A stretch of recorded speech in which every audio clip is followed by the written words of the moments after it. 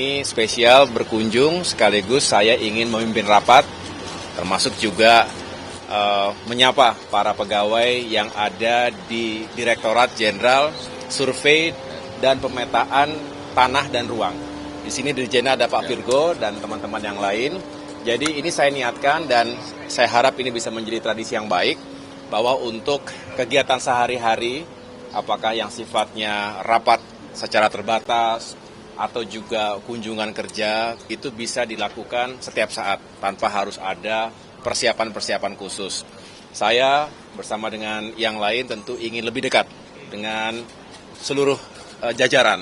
Jadi tidak hanya yang berada atau berlokasi di gedung Sisingamangaraja, baik gedung depan maupun belakang Raden Patah, karena kami juga punya kantor lainnya yang jelas ada di Sabang, itu ada Inspektorat Jenderal dan ada 2 Direktorat Jenderal di sana, dan di sini ada 1 Direktorat Jenderal di Kuningan. Tentunya bagus kalau saya sebagai menteri bisa lebih sering datang berkunjung, membahas tentang berbagai isu, tetapi juga sambil terus belanja masalah, karena saya paling senang itu mendengarkan langsung dari para pejabat ataupun yang mengawaki isu-isu tersebut. Dengan demikian saya bisa lebih cepat memahami persoalannya dan bisa lebih cepat juga mengambil keputusan.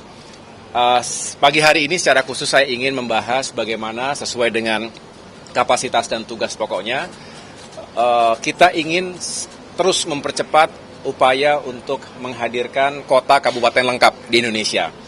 Sampai dengan hari ini kita punya 15 kota berstatus lengkap. Lengkap itu artinya secara keseluruhan di kota atau kabupaten tersebut sudah terdata, terdaftar dan terpetakan bidang-bidang tanah di wilayah tersebut. Dan kita ingin mengejar menuju 104 kota kabupaten lengkap di Indonesia ini untuk 2024. Tentu ini tidak mudah, perlu kerja keras dan juga percepatan-percepatan.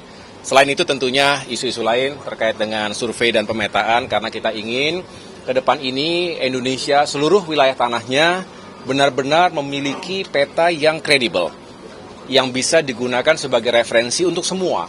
Yang menjadi masalah utama hari ini, peta-peta itu cukup sering ditemukan perbedaan-perbedaan, sehingga inilah yang bisa menimbulkan masalah.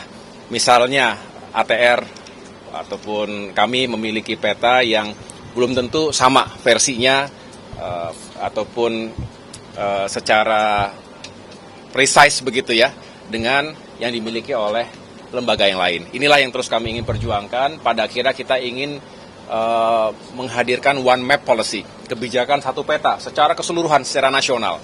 Dengan demikian harapannya secara ekonomi, kepastian hukum, dan juga secara sosial ini akan sangat mengurangi terjadinya masalah-masalah di kemudian hari. Kira-kira itu esensi dari hari ini. Begitu ya. Cukup? Ya, makasih ya. Makasih. Ya.